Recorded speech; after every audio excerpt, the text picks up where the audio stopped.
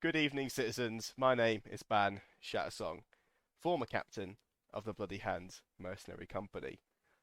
Some people, and this is actually a fact, refer to me as the man, the myth, the legend, Ban Shattersong. Part of that is going to be our theme for tonight's episode, specifically Empire/Anvil myths, stories, and legends.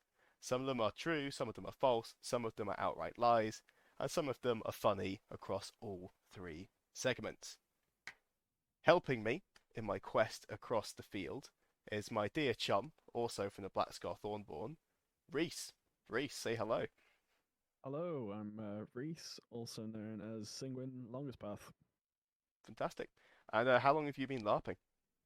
Uh, my Empire is actually my first and currently only main LARP, and I've been doing it since 2015, so about 6 to 7 years, including the long dark sort of gap. Nice. Plenty of frontline hours inside Anvil to, well, Too, sniff too out much time bullshit. in the too much time in the Anvil shitposting mythos, Mm. presumably for my liking. So that'll be perfect for today's sort of topics. And were you a member? That's what. So, dear listeners, I had a we had a little discussion before jumping on, and there was something I couldn't remember, and I was hoping I would, and I've just remembered it. Do you remember the was it the Empire Larp meme page? Oh, you mean dank Empire LARP memes? That was it. Yeah. Yes, I do remember it. Right. We'll add that to the agenda as well. Oh wow. Yikes. That's a throwback. Yeah, And it's not even Thursday. because it came, lasted a little while, then died, and I don't know much more about it. So Oh, I can regale about a few things about that and why it went down. So fantastic. And see everyone, that's exactly why I've got Rhys on, and that is going to be the I guess the theme and the flow for this episode. Talk about some myths. Are they true? Are they false? But then also any wider implications they've had as well. And I don't know, is this a mixture between a history documentary, but also 24 hours Fox News, I guess, peddling these oh rumors that might not even be true in the first place? well, that's what I'm gonna put any blame solely on Ban in this case. Yeah, I also blame Ban. He's a separate legal entity. Yeah. Awesome. All right then. So the categories we've got for tonight are quickfire, backstory, actual legends and myths, knives, 24-hour news, and then a final little note that I hope you'll all enjoy once we get there. All right, let's start with the quickfire ones. First one on our list is it's in speech quotes here. Find us at insert location at insert time. Rhys, myth, story, or legend? I mean, it's pretty much all three in one because first of all, it's a myth that you will ever find someone at the location that they say they're going to be at the right time because this is Anvil and basically 300 million things happen.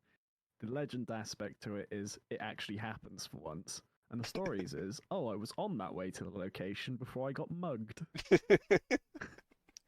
It's an enabler, but it never actually serves its purpose. There are, Exactly. I think there's a couple of exceptions where like there's a static tent and they say, come and find us on Saturday at this fixed location but won't move that is within arm's reach of this conversation we're having now. I feel like I think that's anything that's yeah, I think anything that like the hub, etc. Anything that's PD orientated is going to be very easy to fix. So yeah, anything player related, however. absolutely. Yeah, come and vote at the hub on Saturday before 4, but 80% of people will get that. There's still 20% of people where 4 o'clock comes shockingly quickly, and they will not be there in time. But yeah, player-led things, especially if it's mobile. Come find me. I'll be on a bar crawl this evening. You will never see that Oh person no, again. no. That's just not going to happen. It's an impossibility to try and find someone in the middle of a bar crawl. Yeah. So say, oh, going for drinks. We'll find you later. Like, no, you won't. Yeah, you're right, It's don't just I? active lie. Um, Second, all of these are relatively related. I'll be back, or they'll be back in 10 minutes. I mean, they will be back in 10 minutes, but it's 10 minutes according to their time, which is about 3 hours for the rest of the world. Yeah. It's generally the case that they'll be back in 10 minutes is often done when they're trying to do something busy like, and they'll just disappear and never turn up again. Which is, that's 100% just stories about going away for 10 minutes and suddenly someone's being jobbed because they've been away an hour, or someone's died, or I need a physic now. I'll be 10 minutes. Yeah, I need a physic now. I'm bleeding out. Yeah, I'll go grab you one, and then just disappear. It's like, oh, okay. I do have a legend to share. This actually happened correctly to me at the end of E4. So the big event in Navarre at the moment is that we are going into the Forlorn of Bekelian for the first time, thanks to some magical onion soup. I'm quoting. That's not sarcastic. Anyway, the a Vate was essentially gonna cast a ritual on my resource, get it buffed into a military unit, and I was gonna go and help out with this campaign. Now I turn up looking for said person, and they say, oh, one of their friends says, oh, they'll be back in 15 minutes. We'll see you then. And I was like, cool, this is never happening. Now, for argument's sake, because I always like to, prove the point, right? Because often you come back after that said 15 minutes. They're not back, but they've been back and gone somewhere else, so you're slightly closer to finding where they are. Yep. I came back, and he just arrived 30 seconds before me. Oh, and we wow. sat down and we did the ritual. It went off without a hitch. Are you sure you didn't see any sort of signs or omens on the way there? Like, no swarm of black cats entered and jumped across the field? Literally none. It was logistics. It worked well. Oh, well. It's one of the stories of Anvil working for once. Yeah. Now, that has only happened once in, 7 years of 4 events each. Yeah, the odds are low considering the number of interactions and people I've tried to talk to. But it is technically possible. But I think for the most part, when someone says it to you, it's a myth. It's an immediate myth. Yes, it is. It is a semi-near immediate myth, apart from the one occasion where it actually happens. Yeah. But myths always got a grain of truth in them at some point. Yeah, as they always say. This is the literal grain of sand on this beach of lies and deceit. The next one we've got is kind of the same, but I'll be right back is equal to never seen again. Number of people are, I'll be right back, I'm just doing X, and you see them a day later. Anyone with a hat is 100% on that. Yeah.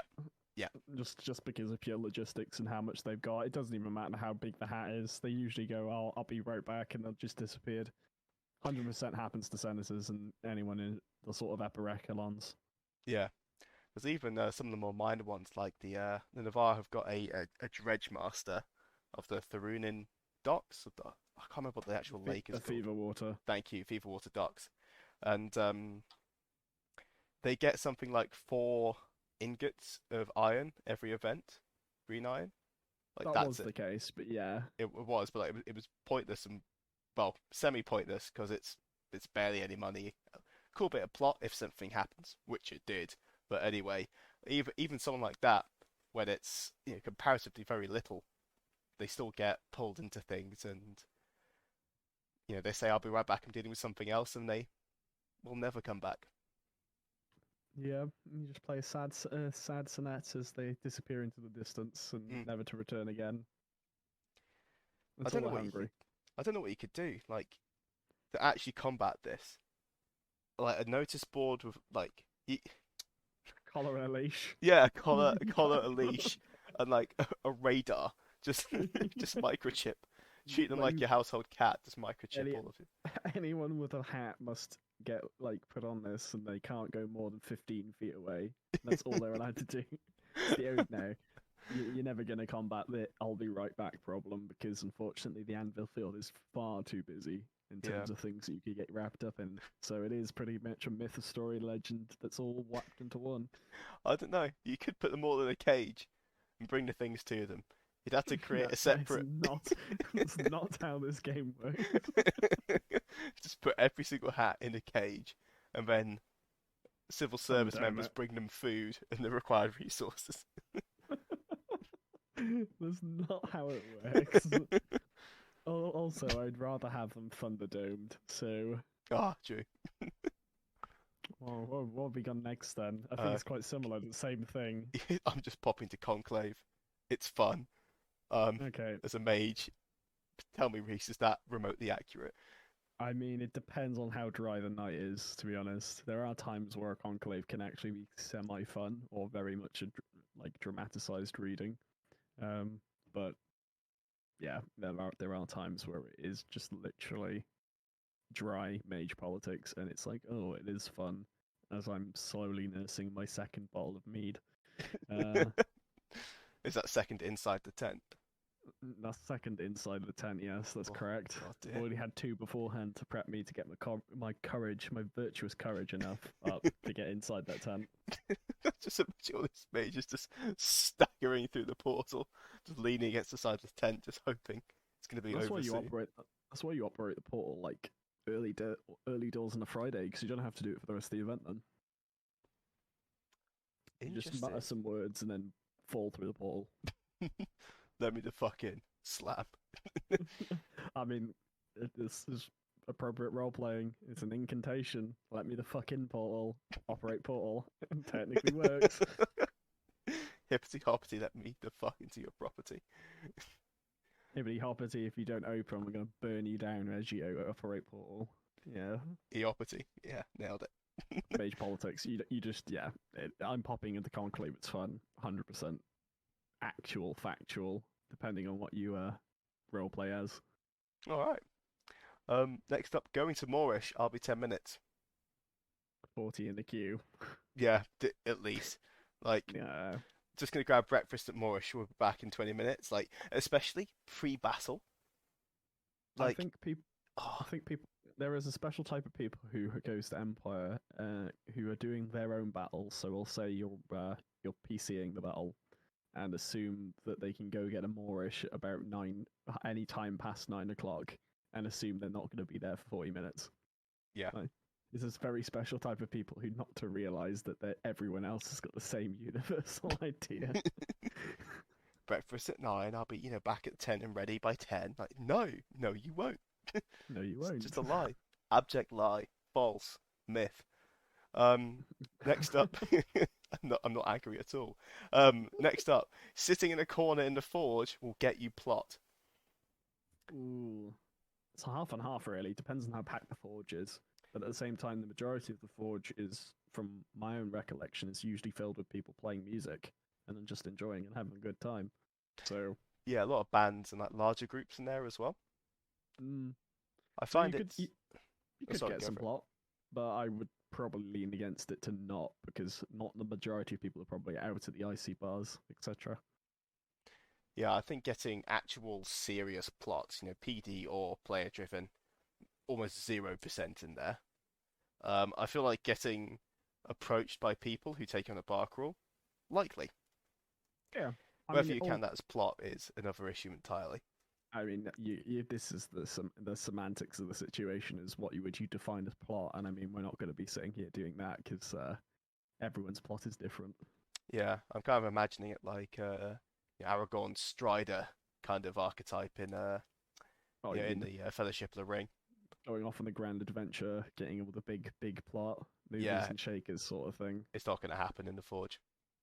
Eh, 1 in a But you million. might get But inducted yeah, into a Marcher football team.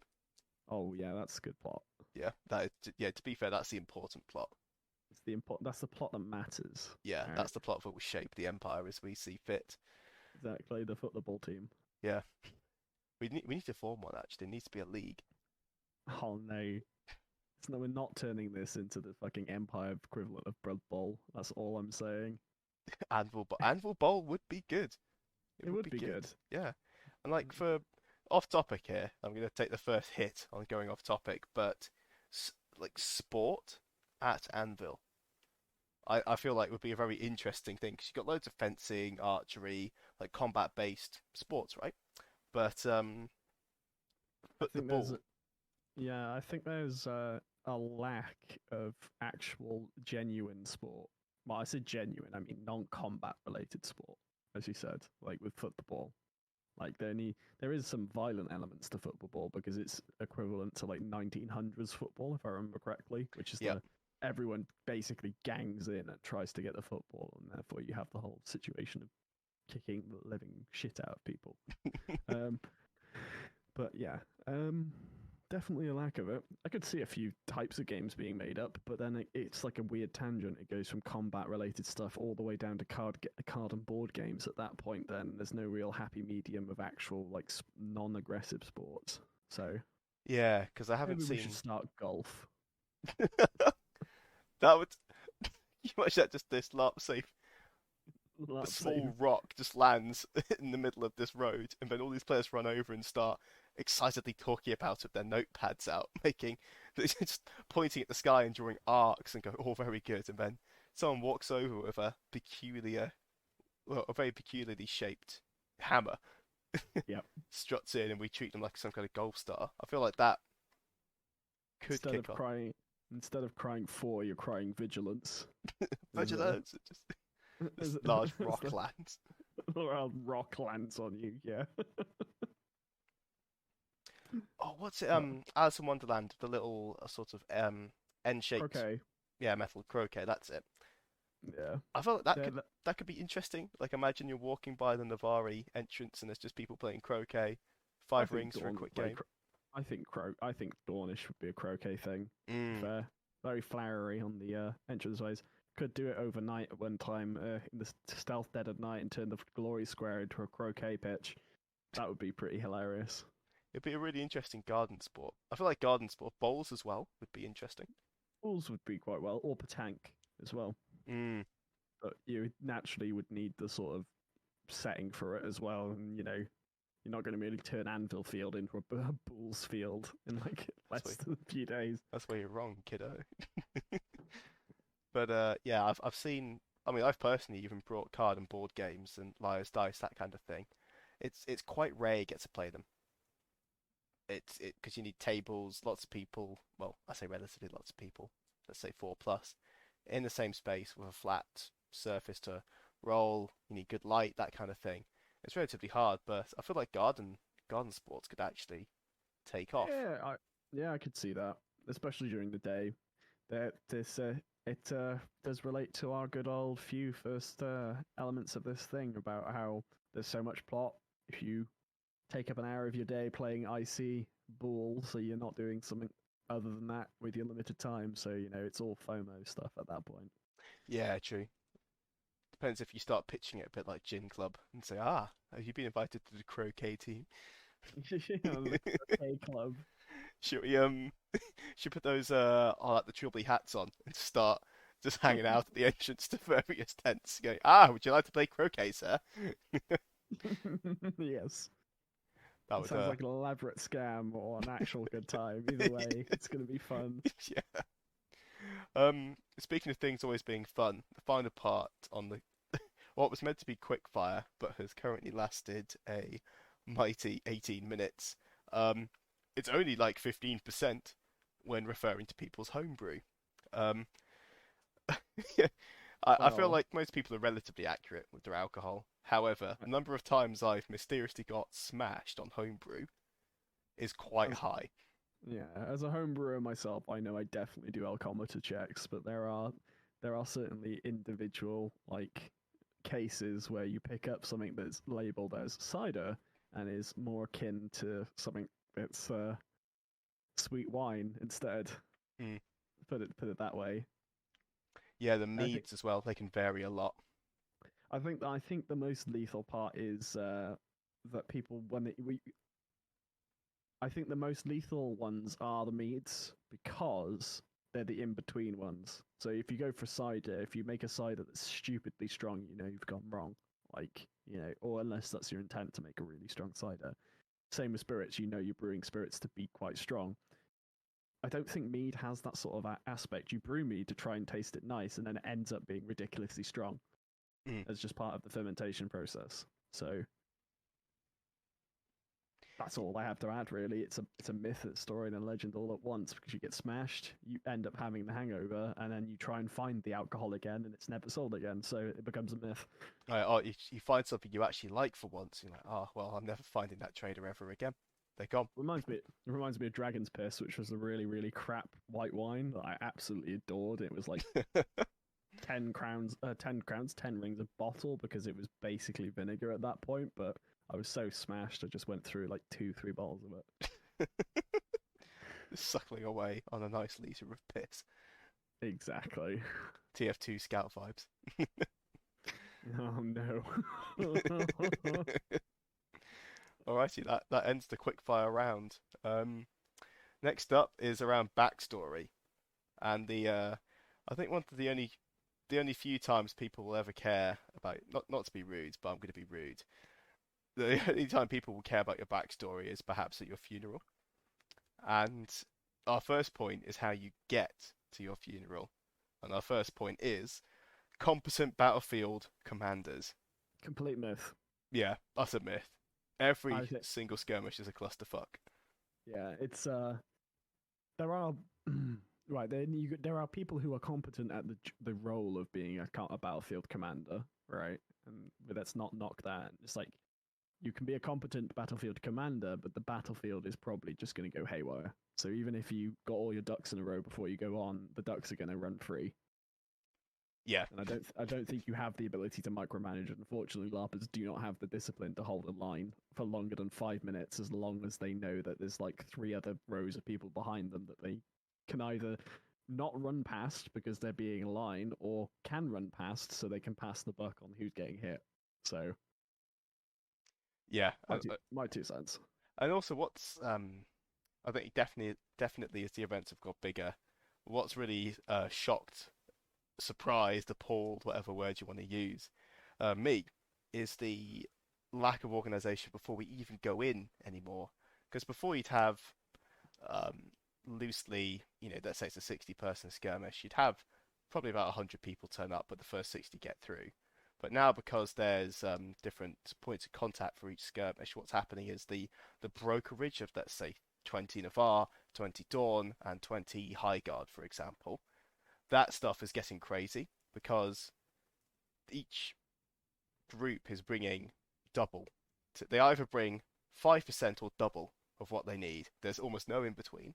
And then when everyone's bringing double what they need, you end up with double for the total skirmish. So instead of the 100 at most, you have 120 at least. And then on top of that, when you try and organize those 20 to go through in different columns based on nation, what happens is that nation with their 40 just piles through. The next nation that goes through gets their original 20, and that's it. And then the third nation just gets nothing. And yeah, it's been a phenomena of the last, I'd say, 6 events. Started about 6 events ago, mildly, but then it has accelerated and accelerated in its severity. But yeah, those kind of skirmishes are always clusterfucks because you go on, the commander immediately, if the commander even gets on the skirmish, they immediately lose control of said skirmish because the forces they thought they had at their disposal are now gone. And instead you've got, instead of, 40 fighters and 20 healers slash scouts or otherwise, you've got 55 heavy knights, a single physic, and 4 vates. Bearing in mind, the mission is to cast a ritual on a Regio while scouting the area. It can be quite difficult. But yeah, competent skirmishes perhaps is another myth. But yeah, getting onto them could be a myth as well. It's very hard nowadays to actually get onto those fights. I don't know. I think we hit a nerve in Ban's immortal soul at this point. Yeah, that's a rant I'm going to happily have my own episode for.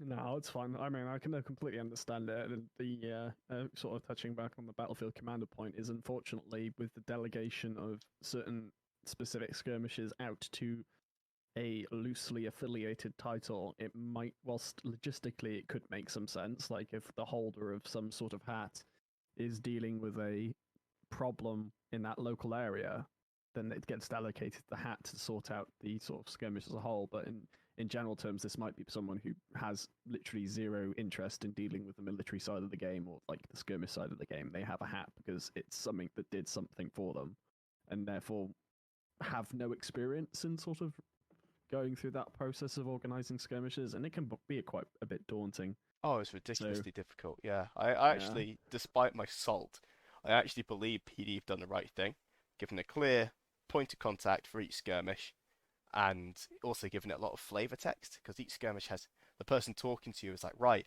I personally own this, and it's been looted by a load of Druge. I need you and 39 of your mates to go and beat the living shit out of the Druge. It's, for reason X, Y, and Z. It's pretty cool. But I feel what's really lost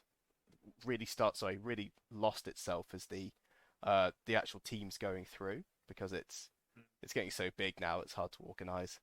I feel like almost do you remember like your older like football or rugby coach, they bring those cones and they would just yeah. cone out an area. I feel like coning out an area of like, right, you stand here, you stand over there, make a line between your people. Right, that's the first wave. And just doing something super organized like that to actually address it. But of course, doing that is a lot of time, it's a lot of effort, and like you said, people might not even want to do it in the first place. Yeah, it's a shame, but hey ho. But also, do you know what also helps competent battlefield commanders? Go on. Uh, Having people who are interested in their backstory. Oh yeah, back to the point. Yeah. Um, Rhys, have you ever asked somebody for their backstory? Once or twice. How many Not in people a have you talked to in total? in total at Anvil about 5. That's a lie. That is a Yes. myth. No, right. So this is probably an important sort of aspect. Is a difference between asking for someone's backstory or asking for a point in someone's backstory. I don't think I've ever really asked, "Can you just tell me about yourself?" Like as I flutter my eyelashes at someone, clearly trying to get a drink out of them or whatever. I don't think I've ever done that. I may have asked like, why are you so hell bent on keeping this territory, or why are you so hell bent on like avenging your sibling's death or something like that, or can you tell me how they died? But never like a full backstory. So no, I would say I've never actually asked the statement, can you tell me more about your backstory? Because it's always something specific. Nice. Hmm. I won't stray into the latter points here, but I've literally heard the sentence uttered once. Mm. Um, it was when I was walking past a couple of citizens. I don't think they knew each other. I think one was very keen on talking to the other, but the other one was not very keen on talking to the Ah, former. And the former said, "Oh, can I tell you a little bit more about my family and where we've come from?" And the other citizen, of course, goes, "Oh no, sorry, I'm not interested." And the look of shock on this citizen's face was hilarious. oh, Like broke a lit. you don't want to listen to my carefully crafted PD approved backstory. Oh Like, well, that's a thing in its entirety. I mean, will PD actually ever read your backstory? no. No. There Okay. you go. That's a myth. Yeah, The it's not even next a one myth. on It's the just list. Done. no. Not even. I think they technically I think they skim read them. I think in reality there's that amount of play. I suppose. Well, what 16,000 player I, characters have been created, but not necessarily played.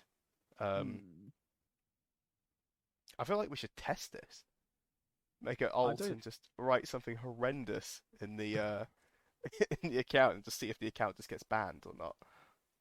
I think PD may, as you said, they may skim read, but at the same time, if the plot team are busy doing plot stuff, they can't expect them to vet every single one. So I think they look skim read someone if they see a problematic element that's completely not in keeping with the law. They might, reject it or whatever they do and sanction the character. Mhm. Or they might then go, you can't have this, or throw an edit back or whatever. But I don't think that I haven't heard anyone at all ever had their backstory rejected. Mhm. Mostly because people understand and, don't fuck with the rules effectively. Yeah, and those who don't understand that often, well, Don't come back. don't come back. Yeah, it's very basic. Obey the wiki, pay for your ticket, don't be a dick. Hmm. Sorted. That's an ancient myth I'm alluding to there, but we'll leave that for another time, not on record. Next up is well, it's related to parents. It was what I was going to mention earlier around the backstory I've encountered most is people going, "Oh, my parents are dead," and the point here Mm. is my parents are dead slash a happy backstory. Happy backstories are a myth, and dead parents are the stuff of legends. Like, can you imagine the the economic damage to the empire with all of these? We're all heroes, right? We're all people of import. We're all like oligarchs. We own mines, we own farms, that kind of stuff, right? Yep. All of our parents are dead. What the fuck is happening to the I, generation above us, especially the wealthy? They've been purged. What on earth well, has happened? I mean, as a player who currently has a character of a semi-tragic backstory, yeah, I can kind of understand where that comes from about my parents are dead. I know I've canon, one of my parents is dead, the other one's missing. So yeah, I know it's kind of like where have they all gone? I can completely understand that the happy backstory is pretty much like a mythical thing at this point Yeah, because I don't think happiness breeds interesting plot. It's the whole nuance if you leave the happy ending to the end of the life of someone and then you move on because conflict is good for creating good plot because inherently if someone's got like these issues or they've got a character is dead, for instance, like your parents are dead. Why are they dead? Well, the Jotun came and killed them, like, and that's the reason why I'm in Anvil. I've just inherited like a semi-burnt down farm. You've got like the plot hook motivations for your character's reasoning, and it's far better than, oh yeah, my name's Dave. I've just come from Mitwold because my parents have sent me to Anvil to go sightseeing. how dare you? That's basically my backstory. Yeah. Oh yeah. I know. I know your current iterations on yes. Yeah, you make a really good point. The happy backstory doesn't generate much plot or intrigue or let's call it reason, but it does Mm. generate a lot of really interesting conversations. Because a number of times I've said to people, "Oh, my parents live in Mearan in Holt in the southeast. They're happily married, they're safe and sound, and yeah, I visit them when I go home." And the And smiles on people's faces. people just look at you like, oh, this is something we need to protect. It's so rare. Yeah, but what's also interesting is the amount of people that assume that Lindir is simple in some way because of that. Because my parents are alive and they're happy and they're fine, and I go and visit them like a good son should do. The number Here's, of people who treat me like I'm 5 years old is incredible. I mean, we treat you like you're 5 years old already, Chris. Don't worry. Yeah, but that's OC. We're talking about IC here, man. Look, No, the fact you had I to spoon feed me on the way home from E4 doesn't bear any relevance to this conversation. I don't oh need no. the KFC How, discussion to work out for me. but yeah, as you said, there's a pro and con for it. Like individual might be that a happy backstory with some character might be quite interesting to see other players like interact with, and then you have the situation where if you're a happy backstory, you may not have the impetus or drive or like motivation to be so deep or passionate about your roleplay. That's a complete like opinion, by the way, because there are probably are players who roleplay extremely good and passionate, like happy characters. You But realise that this is entirely Fox News yeah, peddling opinion over fact kind of bullshit hour. I think personally, for a character for me, I can draw upon sadder or like more uh, visceral emotions than I can happy emotions and play on them as a motivation. So Mm. that's why my parents have tragic backstories, or there's a tragic reason behind it, because there's some like visceral element you can pull out into your role play to make it more authentic. Mm. I can't really do that with happiness because if I'm happy, you've seen me when I'm happy. I'm just a fucking shitlord. So You start capering around on all fours, just giggling away. mm, dancing to heavy gothic music. Oh So man, yeah. man, that video, chef's kiss. Well, so why is throne useful? It's not. Well, they can be in certain situations. No, I'm going to take a hard, highly opinionated stand here as a marksman, right? Throne is, as we discussed, sort of off camera a little bit earlier before jumping on. It's archery is already firing tenors at each other Yeah, with maybe I'd say like a 95% odds of getting that arrow back. It's actually pretty high. People will poo-poo that, but I have had a really good record with my arrow if it's not broken. yeah. The odds of getting your arrow back is probably around 65 to 70, because they get broken. But thrown weapons, the cordless little daggers, the rocks, the bricks, all those lovely, lovely items where you just dream of having a sack of them. In reality, they're not coming back, especially if you use them on the battlefield. I think if you throw a dagger on the main field, I think you've got maybe a 40% or less chance of getting it back. It'll be recovered, but you won't get to it, or it'll be in lost property. And it's like they daggers seem to be very very ununique, if that makes sense. So they're Yeah, very like they tend to be the same sort of design and style. I think if you throw a dagger inside the copse or inside the actual woods at the current site that we're at, yeah, you just make sure you attach a £5 note to your dagger as you're throwing it, so you can actually visualize the money you are wasting. Uh, because that's how I feel about it. I don't think thrown is a bad choice. By the way, I think there is certainly, like any skill in this game, there is a use to it. Thrown could be useful if there was still the whole damage aspect of if you could throw several daggers at the same time and cause 3 wounds, for instance. If you threw 3 daggers and 3 daggers hit, like that would be like solid, right? That's distance you can wise. make traps like tripwire when this bucket opens up and drops knives on you, and you just drop to Yeah, the floor. yeah, exactly. However, because of the rule hit of you can take one global hit from one target per time, if it's one individual throwing 3 daggers, you're only going to take technically one hit according to the rules because Yep. it's from one person. If there's 3 people throwing 3 daggers at you, different story. But individually, it's not exactly you know brass tacks. Yeah. Speaking of brass tacks, actually, I do have a story, a myth, some might say. Well, no, a legend, Mm. perhaps, around Throne from E4 again. This is second hand, but essentially, a certain citizen told me that they saw a group of freeborn using thrown weapons behind shields, Nice. and I could. Oh, what they did was they picked someone in the line opposite them, and the three of them just pelted them with knives until they fell to the floor. Rinse and repeat, and it was surprisingly effective. I mean, that sort of goes back to what I just advised then. If it's 3 people throwing 3 individual knives, it can cause 3 damage. So go for it. It's rules accurate. So why not? Hmm.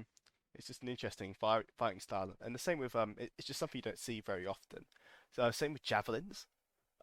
Javelins you can use them. It's part of the thrown skill. I don't think I've ever I have. seen a player use a javelin. I've seen monsters use them, but not a player. I've seen one player in my lifetime use a javelin, and I've seen multiple monsters use it. Hmm. However, there is no actual benefit to using a javelin. That's the problem. It's like if there was a differentiation between a javelin, say if it hit a spear, it would cause a shatter on the spear, it would be 100% useful. Unfortunately, it's not. It just does 1 damage. You So just give them imagine impale. you might as well just, yeah, you can give it impale. Yeah, exactly. Be great. But, unfortunately, you might as well just throwing daggers at people. Yeah, because one big, like, wow, that's an elaborate way of getting one health point off me. Haha. Because it would be cool to see like a Roman, it's like a Roman legionary Heal 'em. fight style. Yeah. Just yeet a couple impales at them and then charge them point blank. Fun Mm. stuff. And then the final thing in the more detailed backstory, the backstory of a certain Facebook page.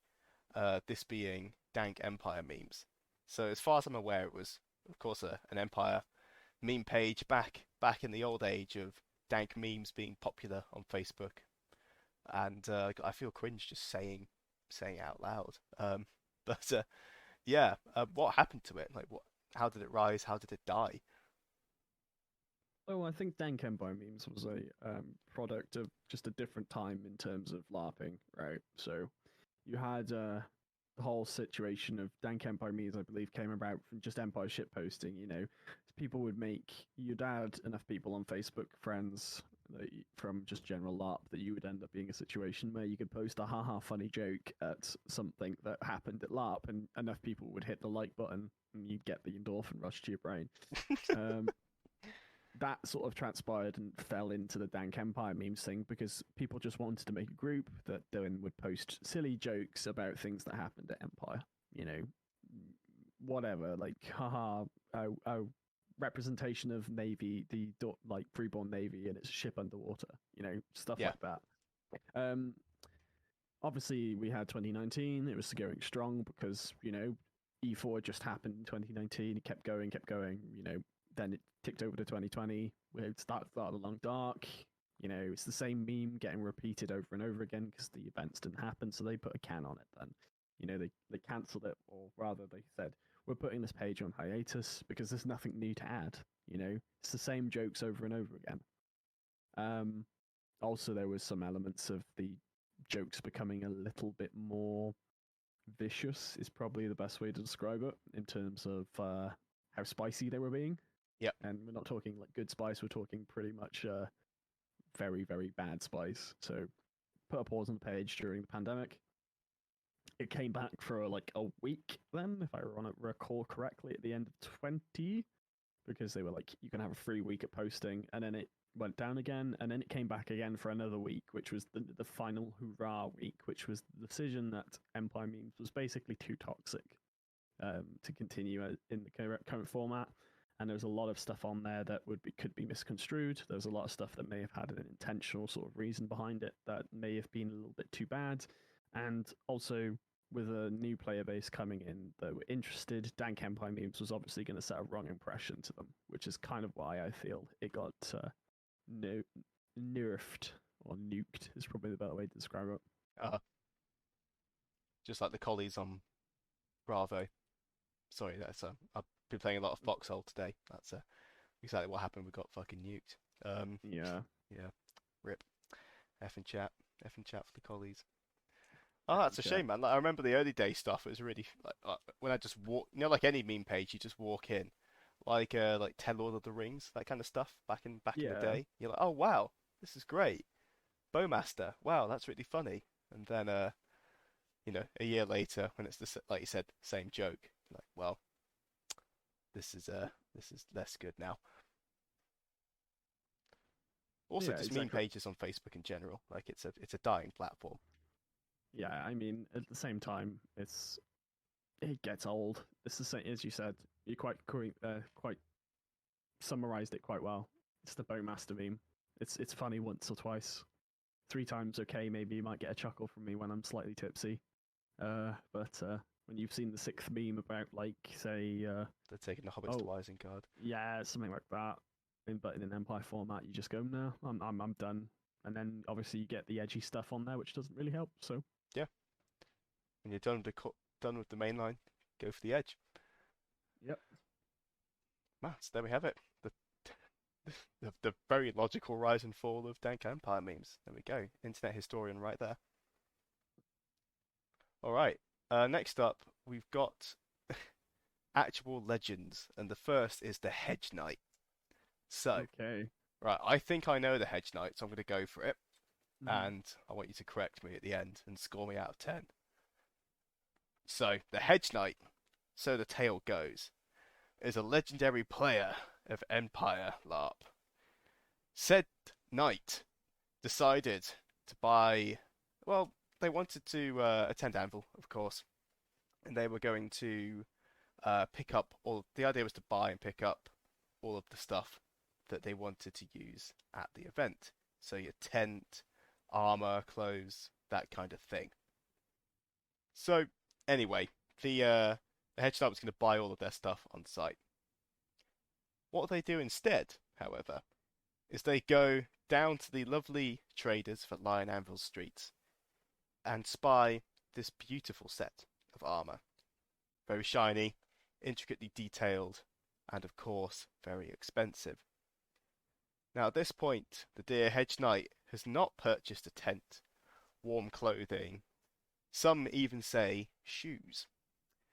But so smitten and struck by the beauty of the suit of armor, the Hedge Knight decided to spaff all of their hard-earned currency on said suit of armor. Walking around like a glorious dustbin, they looked regal, sublime, perfect. That wasn't until, of course, night falls, the ale is drunk, the fires go out, and it's time to go to bed. When you haven't got a bed, what are you to do? Well, when you spent all your cash on your suit of armor, you might as well expand the remit of said suit of armor. Perhaps now it's a tent and a set of thermal clothing. And what's this?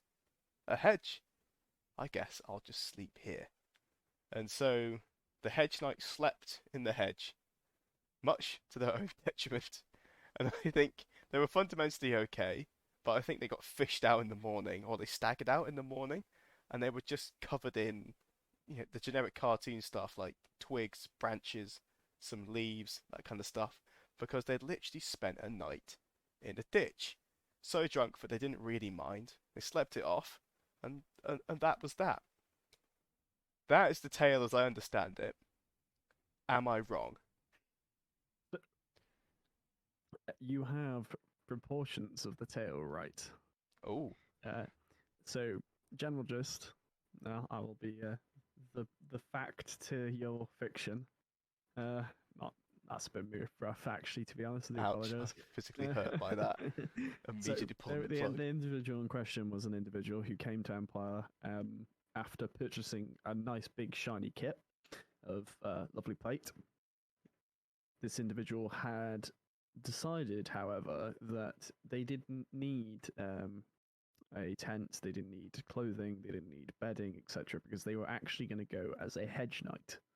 So their intention was to actually turn up and sleep in a hedge, No way. a typical hedge knight. Oh, fuck's sake. They failed, however, to realize that the majority of Larp-based plate armor is, steel or corrosive, basically a material that will rust. So they got this lovely, lovely piece of, I think the total tally was, estimates vary, but I think it was well to $1,000 or more that the total armor set cost. Oh, Christ. And they, did the typical thing. They said, I'm going to be a hedge knight. I've got my cloak. I've got the ground. I'll do it. They went and found a hedge, got up the next morning, and their entire beautiful armor was pitted because of the moisture in the air and from how they slept. So that's rough. That's it, and they didn't realize that. That's the crux of it as well. They didn't realize that their armor was going to get pitted or rust damaged from being exposed, and due to the exposure in the air, which is part of lack of wisdom and just general. Well, it's almost like people don't sleep in hedges because it's not a good idea for a variety of reasons. Must have not been very nice, Yeah, like it's kind of hardcore. There's a small bit of appeal in that idea of being hardcore enough to have a hedge build, right? But LARP is like a holiday. It's fun. That just sounds like a terrible way to end your night. Yeah, it's not great. Like, I wouldn't want to do that. It's bad. It's bad enough sometimes in April with how cold it gets, right? I mean, this year in LARP, for instance, on April, I went to bed on the Friday night like 10 o'clock because I was not feeling well. Like, and if I wasn't feeling well and I had to sleep under a hedge, I probably wouldn't be speaking to you right now. Yeah, it's like, I'm checking out. Yeah, Off to Milton Keynes A&E. Here I go. Yeah, exactly. Oh man, rough. Does Hedge Knight still attend without naming names, or? I don't believe so. It's just a name or one of the well-known stories of Empire. Man, Unfortunately, I don't know if this player continues to come. If they do continue to come, I presume they've presumably or hopefully invested in a tent. yeah, pitting themselves against the elements, perhaps not the best idea. Hmm. All right, that's a shit time to be a piece of plate armor. The next Hmm. one on my list is also shit related. Shit in the fire pit. I don't know anything Oh, about this. Tell me more. oh, this is a traditional. This is a traditional Navari tale. Um, I'm not joking. It really is. So Navarre has a very distinctive fire pit. For those who don't know, if you're any of the post-national sort of listeners from outside of Navarre, we do have a very nice fire pit. It was crowdfunded by the Navarre nation as a whole. It's this lovely sort of interworked, locked orb or globe-shaped fire pit. Uh, Once it was purchased, however, and once it came to the Anvil field, something darish happened one night. Some dastardly sort of thing happened, and it actually happened the one prior to it as well, and then the second actual occurrence happened in this new fire pit. So one morning, we're all sitting around, or rather, getting up in the morning, and a horrendous cry comes out of someone has shat in the fire pit. You think, oh well, it's clearly not the case. It's just like something's happened. Someone's making up some joke. Maybe it's someone shat in someone else's fire pit. No. This is in the national fire pit. So you go over to the national fire pit, sitting in this lovely circle in the woods, and there is a nice big number 2 inside the fire pit. Oh man, And like this is yeah, early morning. Like, no, this is like 8 o'clock, 9 o'clock in the morning, where everyone's getting up again after the night oh before. Christ. So this occurrence has probably happened at some time between like 2 and 6, 2 and 7 in the morning. So someone's tactically gone there at this hour. And the second time, when it's the globe fire pit, is even more concerning because the fire pit that night before was on till like 3. It's like a semi-contained circle of metal, and someone managed to shit inside it, which means that someone had to put their bare arse against metal that has been basically cooked for like several hours that night, and somehow angled themselves in without touching any of this to ensure that they didn't get scorched, and then proceeded to go, which obviously then elicits another heroic cry of someone has shat in the fire pit. And it's now just become a sort of, like you curse something, like shit the bed. It's effectively just shit the pit now in some Navari circles because, why That's not? nuts. It's a heroic time at Empire. I believe it's also happened in other national pits as well. Do you I reckon it can't must be the confirm. same person? Yeah, it must be the Phantom Shitter Anvil rises again. Like, Yeah. I can't confirm if it's happened in the Orc one or not, but I'm about 90% certain it may have been done at one point in the Moot fire pit because of how big it is. But then again, it's quite exposed, and in the Var Woods, you got a bit of coverage. So Yeah. Like that's the thing. Like this, inside our songs and stories circle, there's space for like 100 people there. It is an exposed area, let alone mm, the audacity you need to do it in the first place. Let alone the incredible fine motor skills you need to not get scorched yet still angle it. Because this pit, imagine it like a sphere, right? It is basically a sphere, but on the mm, side and there's cutouts around a tree. So as the light comes out and there's a silhouetted Navari-esque tree, it's there's not that much space around it. no, You've got to like, I'm imagining like I'm what 5'10", 5'11". I'm imagining myself bent forwards, like to comfortably get a turd in there. I'd like squat down a couple of inches and like arch my back so it's convex, not concave. And no, sorry, yeah, yeah, concave. Sorry, concave instead of convex. And I need a lot of force behind it, like a lot. Like I've just had a cup of coffee and a bowl of cereal, or a pretty spicy curry kind of force. That's incredible. I'm sat here in awe. That is, I'm going to be thinking about the logistics of that every single time I walk past that fire pit. yeah, shit the pit. One of the greatest stories that's ever happened. The one that I can personally validate at least one of the attempts as well, which is semi sick, but also just because I actually heard the person scream it and then actually went to examine it, and it was funny. I found it humorous. A lot of people didn't. Was this like late at night or? Oh no, this was in the morning when it was basically one of the individuals who no longer attends Empire. In one of the big people in the Navarre fire camp was the one to discover it and basically balked out. I think it was about 8:30 in the morning, Oh, when no. everyone's still semi asleep. Just screamed out someone was shit in the fire pit, and that Oh was no. yeah, that's how I found about it. And I went and had a look, and I went, yep, someone has, and then went back to my business. And when you say your business, you're not telling me, Uh, but no, you're the I'm phantom not. shitter. I am not the phantom shitter. I went back and made coffee because I needed to actually help my bowel movements out. And again, not inside the Not pit. inside the pit. No. This was back before I actually ate healthy, so coffee was my main way. But that's TMI, and let's move on.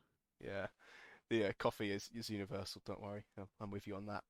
Another shit-related story: the tactical shit. No, So everyone knows about tactical shits. if a bear shits in the wood, does anybody notice? Uh, who knows? But if a certain player shits in the wood in the middle of a battle, does anybody notice out of the thousand or so people on said battlefield? I I believe the don't think. answer is no. I don't think so. No.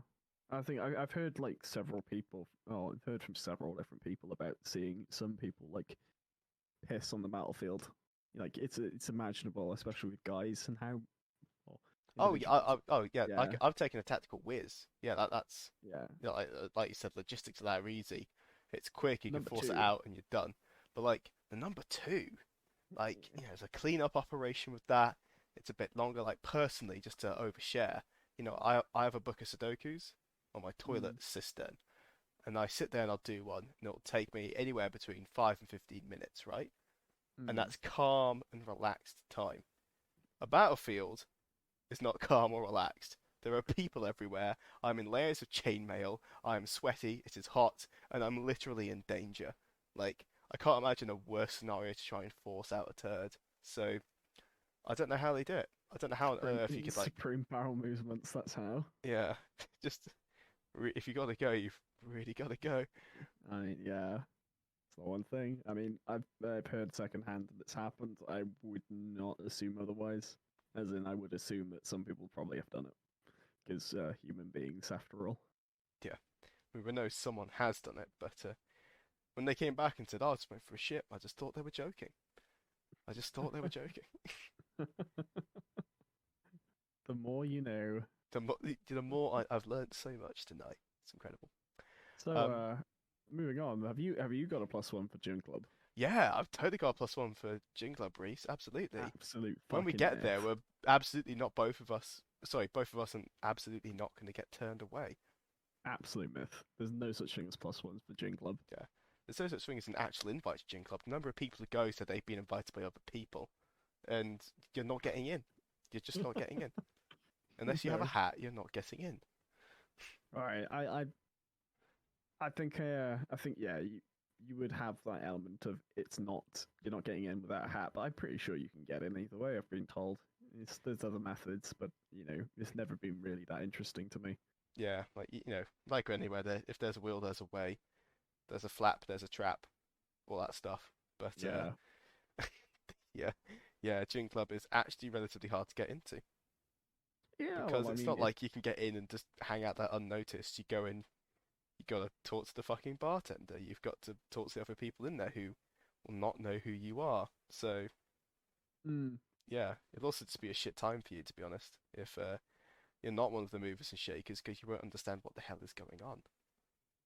I mean, a lot of it's probably gossiping from what I've been told. So Yeah, don't take it as a pinch of salt. I think it's just high quality ball gowning or high like echelon ball gowning. yeah. So I'm just I get salty I that haven't been conclave. invited. Ah well, as you said, Just there's a try will, there's harder. a way. Just try and be nicer and try and be happier. and No. eventually they'll take pity on you for being so happy, and they'll let you in. Yeah.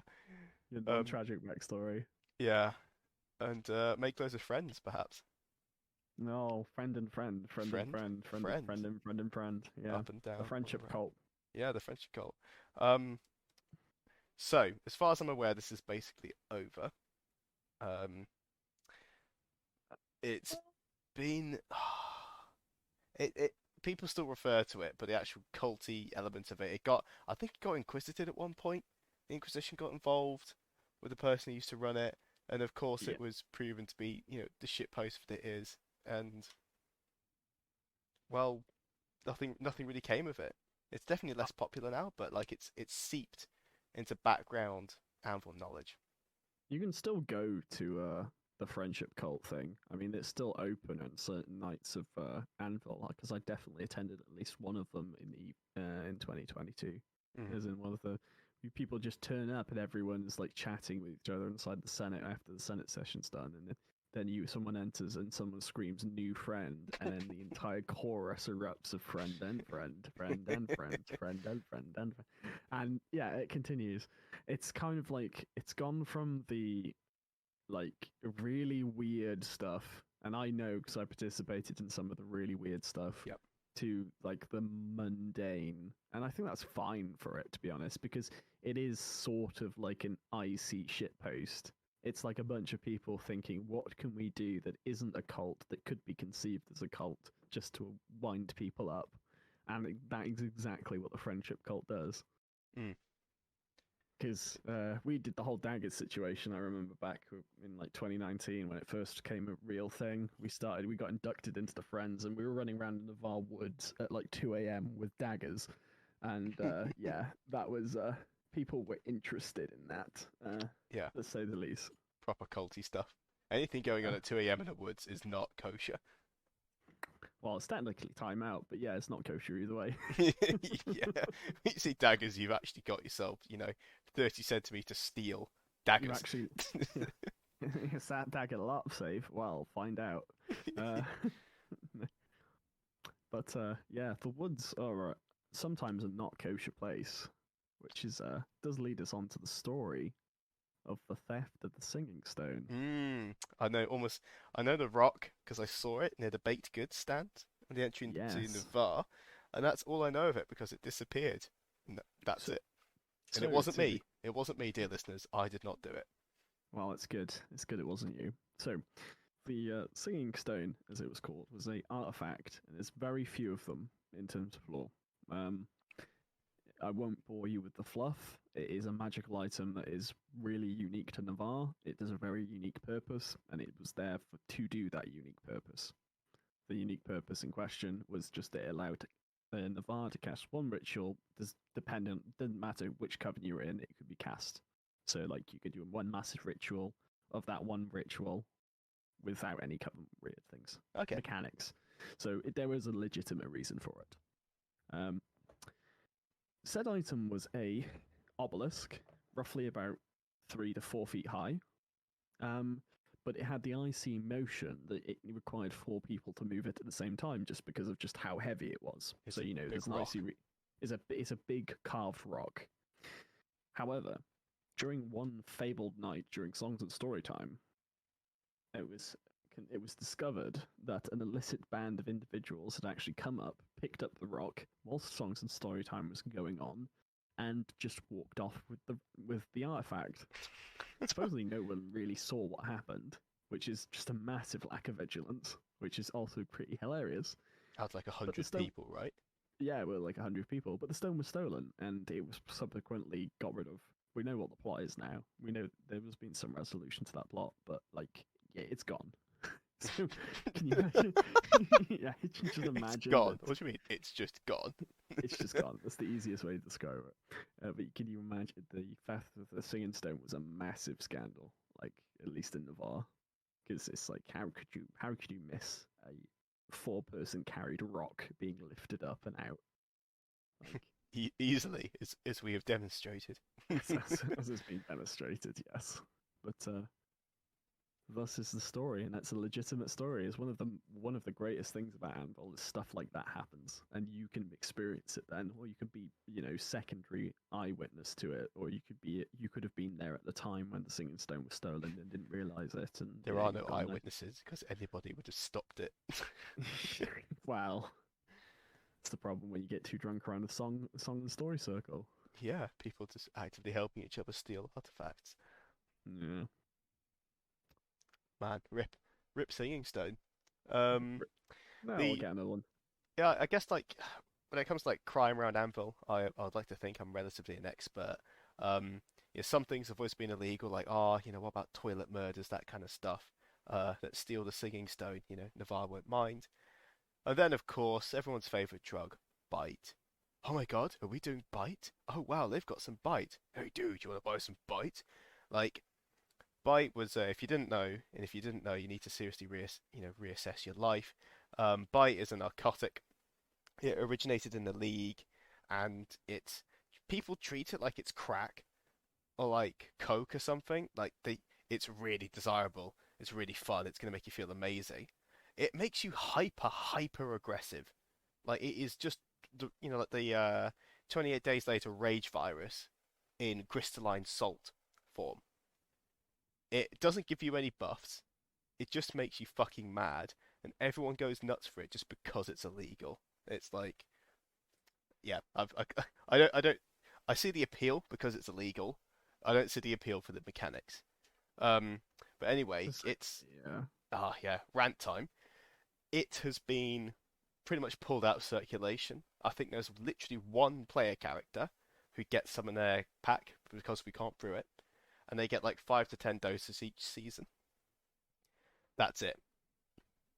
It's if people say, "Oh, hey, do you want to go do some bite?" or "Oh, let's go score some bite," it's just not going to happen. It's a myth.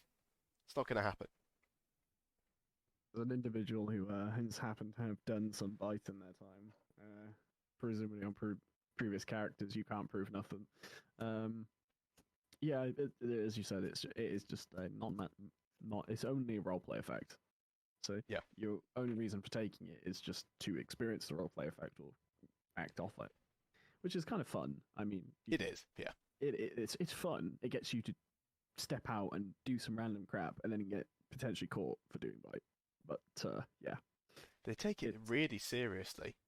It's I guess it's almost like a status thing because it's like, hey, I've got something that's well. categorically illegal in my hands. If you want to know something that's actually 100% in this is you can look this up on the wiki as well, so it's not like private knowledge.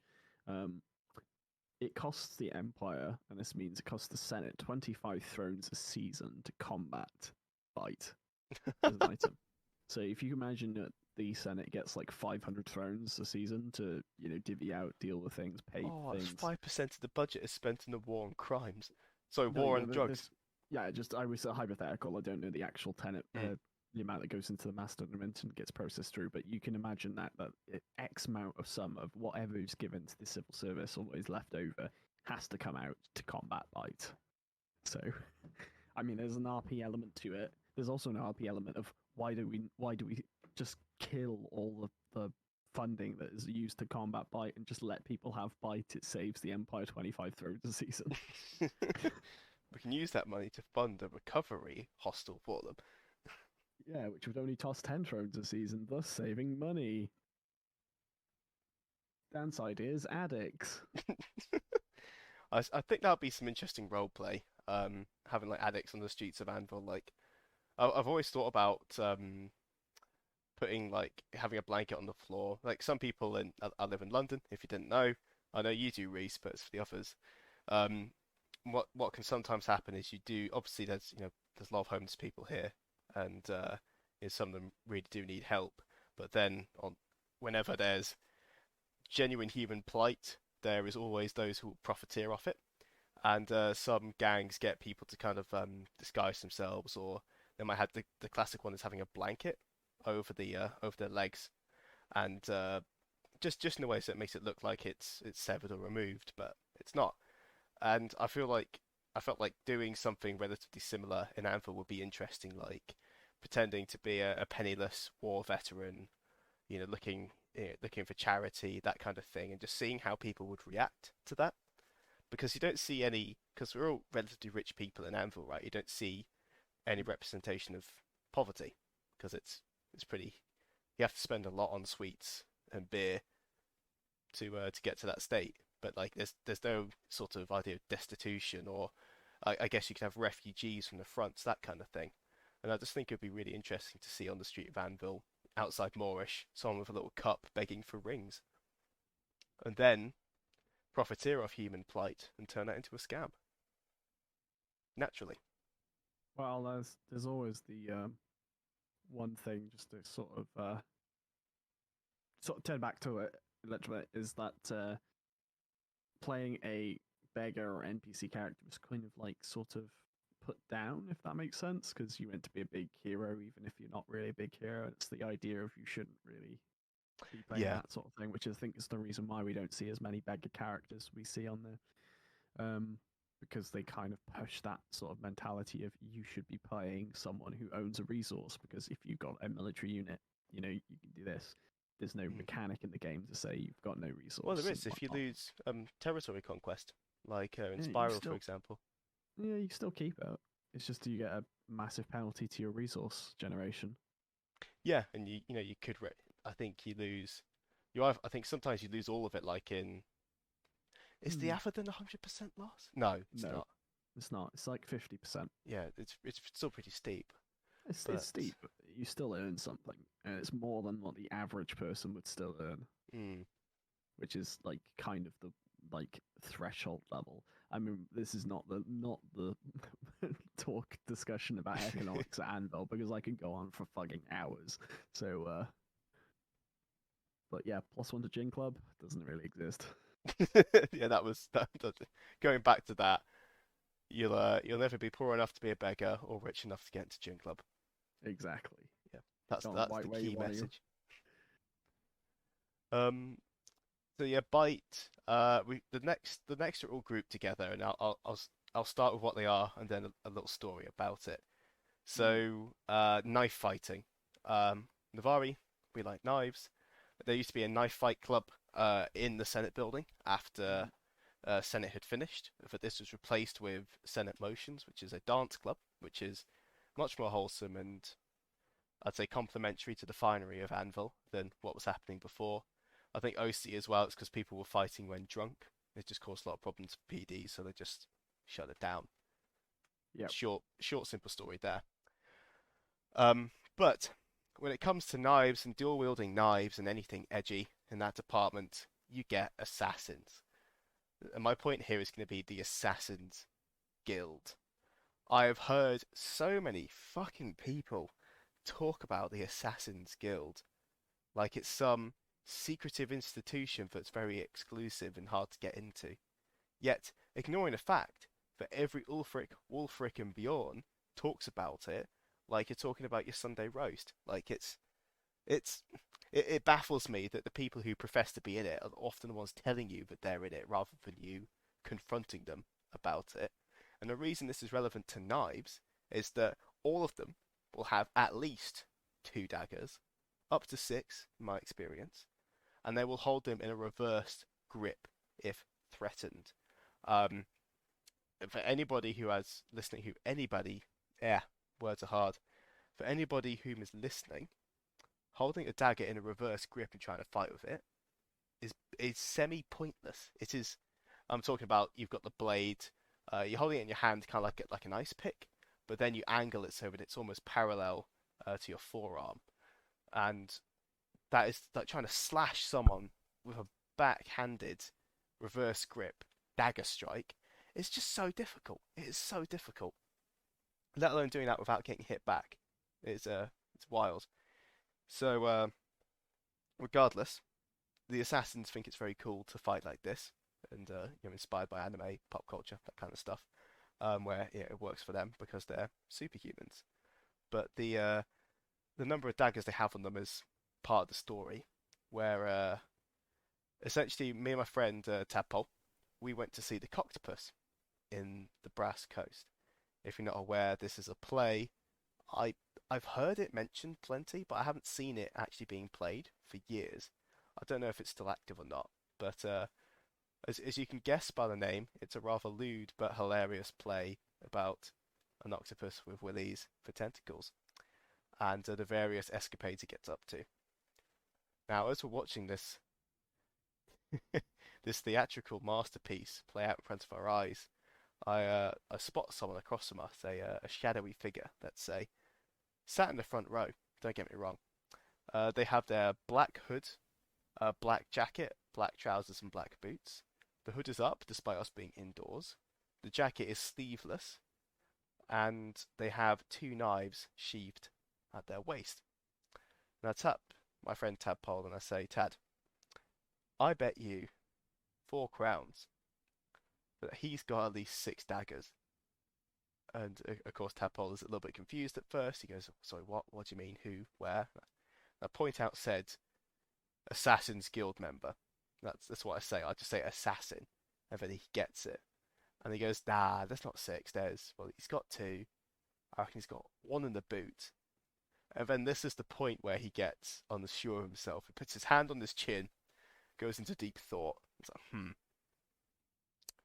well, those are the 3 I can see. But what if he's got another 2 in his back, or there's 1 in his other boot, or he's got like a thigh strap one underneath him. And at the end, he takes up the bet, but he's not entirely sure he's going to win it anymore. So anyway, as the interlude rocks around, we've had a few drinks at this point. We call out said assassin and go, "Oi, you in the black for the knives," catching the attention of most of the people in this theatre. And we say, "How many knives have you got on you?" Asking for a friend. So he's confused. We reiterate it, and he slowly pulls out to its waist, then the one in his boot. I just look him dead in the eye and just go, "Come on, I know you've got more than that."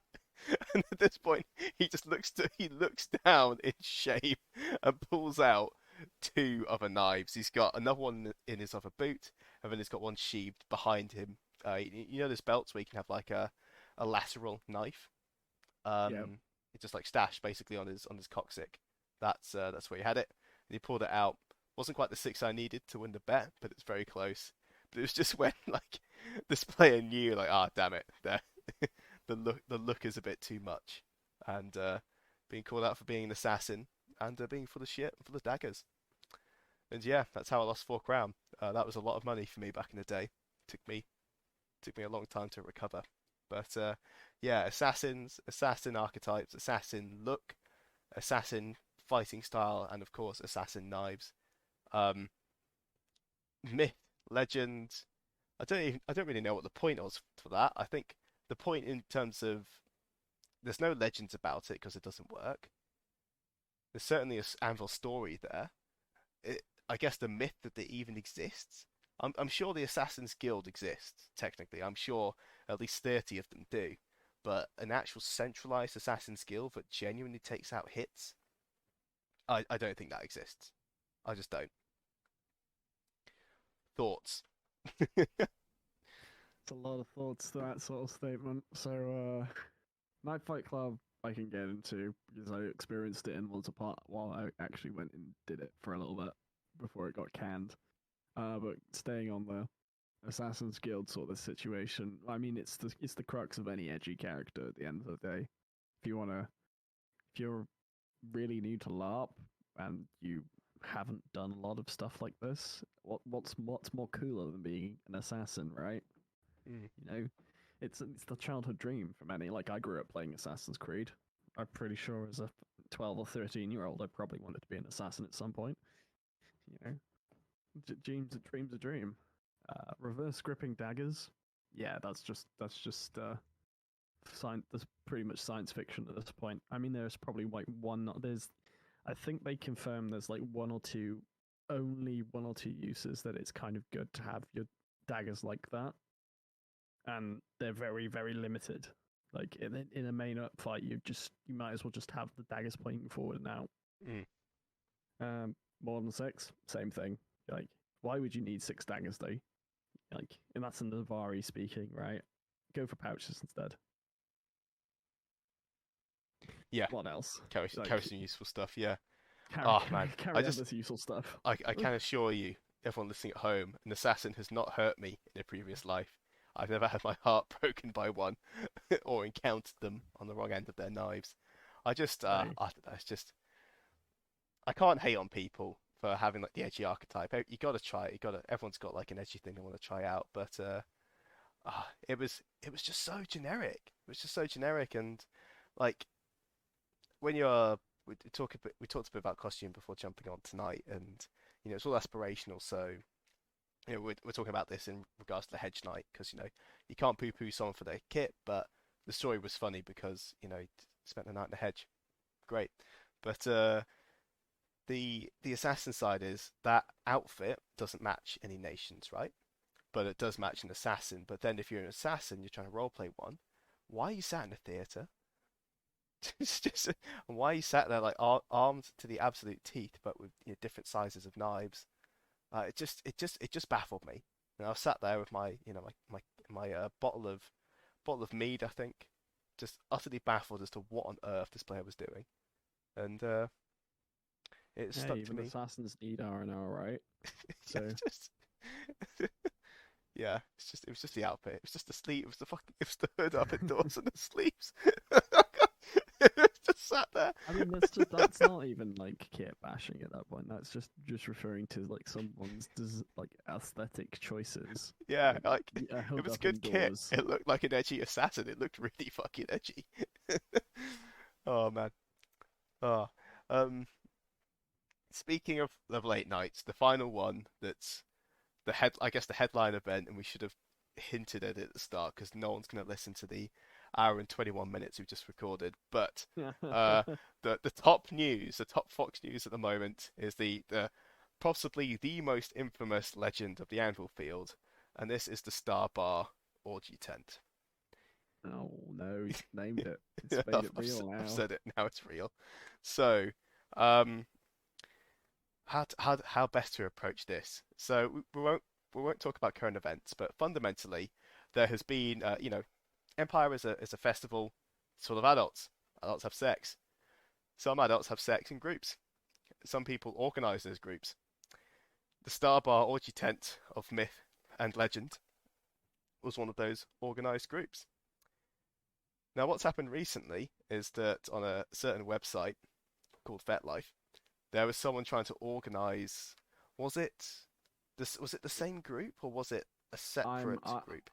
I'm gonna assume, to the best of my knowledge, it was not the same group, and I'm gonna assume it was just some really kinky people online who were just very interested in potentially doing stuff for Empire, because at the end of the day, there's usually a good crossover between these sorts of people. Yeah, Uh, so for the benefit of the doubt, I won't say that they are related to them. I'm just going to say that there were some it's a group. particularly horny individuals who were content or potentially going to be organizing an orgy at Empire sometime in 2023, and it somehow got passed to Matt Pennington, Yeah. which resulted in probably the greatest PR post I've ever seen uh, from From Profound Matt P. Yeah. Decisions, because it was posted on Fat Life of all Yeah, places. that's the thing. So like, And he even signed it off the same way, and it's just like, oh, this is classic. yeah, and it's just the idea of Matt P being on there, like he sees this crop up and he's like, oh no no no no no no no no no, this is not happening here. I think his argument was to be We fair to Matt, he's usually very good at explaining his point, but I found it a little bit unclear on the post. But it was very, very clear that fundamentally he didn't want that thing being organised and done at his Well, event. it wasn't not that. It was more the same thing of we organize Empire to be a LARP event that you turn up and go to, and this is the point of the event. It's not you don't come here to have an orgy, right? Yeah, That's no uncertain terms. That's what he said. And he does use a very good explanation of a point of you wouldn't want to set up an orgy and for it to go on and then us turn up with LARP swords and start hitting everyone, which I absolutely howled at the first time I read because yeah, just the mental image. Um, But he also didn't say that he was against those events being ran by people, just not at Empire, as in the field. Like it does state in the post that he's quite happy for events like that to go on in an Anvil Empire setting, as long as they're appropriately advertised and not done at the mainline event. Yeah, So, so having a player event that's just an orgy is on the yeah, it cards. is 100% legal. He probably won't get sanctioned, but would you really want to go, hi, I just attended a sanctioned orgy? Which is the one comment of the best, one of the best things that come from us is Matt P has sanctioned the shag, which is just an absolute killer of a line. Like, yeah, as said, like Starbot Orgy Tent. Don't know if it's related. We've always heard rumors of the swinger tents on Empire. It's a tale as old as time. Like, doesn't matter if it was them, doesn't matter whoever was the one organizing it. But yeah, Yeah, I think myth. it's a festival. It does have a place, whether it's organized like that and whether you turn up literally to do that. It's probably more convenient to do it somewhere more local to you than lugging yourself to a campsite for a weekend, buying a whole Larp costume just to take it off. It's yeah, it's Yeah, I know. I've it's a been lot of doing it for effort. 7 years and I've not managed it once. Oh man, oh it's okay. Oh, yeah. I've got space in my tent. We can make Oh, our own thank. friendship orgy tent where Oh, we're just really yeah. positive about each other. Oh, yeah. Well, Oh if you're yeah. gonna be bad at it, you can. If you're gonna be bad at it, you might as well be positive about it. Precisely, yeah. And Mm.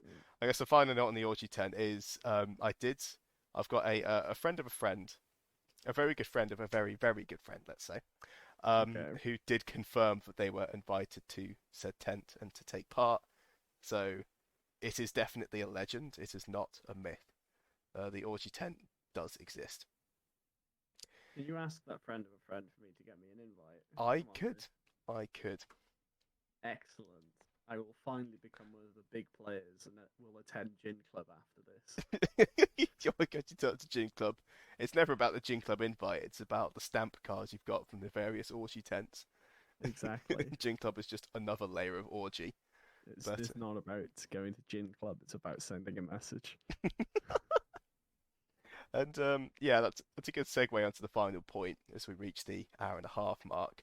Um, the point, the message we really wanted to hammer home after this ludicrous podcast um, was the final myth of Anvil, and that is I'm going to be really bad at this. In reality, when you think you're going to be bad at something, you're probably wrong. You're probably going to be pretty good at it, actually. Anvil is all about getting people to get up, do something, step a little bit outside your comfort zone, and do the thing. And if you've got brain weasels jumping around saying, hey, you're not going to do this, you're going to be bad, what about all the other people who can do this so well? They all started off in exactly the same place as you, having no clue, and just having a stab at it. Yeah, 100%. I mean, I'm not as well. If you take what I was back when I first started LARP, I was 100% less confident in actually going out and doing LARP. I'd say the first year that I spent playing Empire, I was pretty much a background character who wouldn't speak to anyone other than the people I would be attending, and now I can pretty much approach anyone and speak to them. Mm, You just got to try it, and you find out that you're actually probably better in it, or you're at least passable. That's the one thing. Like, if you find out you're passable, you're like, oh, I can actually do it, and then you continue to try at it, and you get better at it. yeah, So, what's the worst going to happen at a event you pay to go to and do that? No one's going to turn around after you say speak to them and then kick the living shit out of you. They just probably pass you off, like you mentioned earlier. You just go, I'm not really that interested, sorry, and you go about your daily business otherwise. yeah. I've never seen uh, a kicking go on after any kind of speech. It's No, always yeah, it's always very positive. But yeah, but yeah, there we go. An hour and a half of the myths, stories, and legends of Anvil. There are more. There are many. If you want to write in and let me know about some, please do. Or if you want to jump on the podcast itself and tell me about them, I'd be very interested to hear the stories because I know there's so much worse out there. The night is dark and it's full of terrors. But until next time, have a very pleasant evening. And from me and Rhys, goodbye. Goodbye.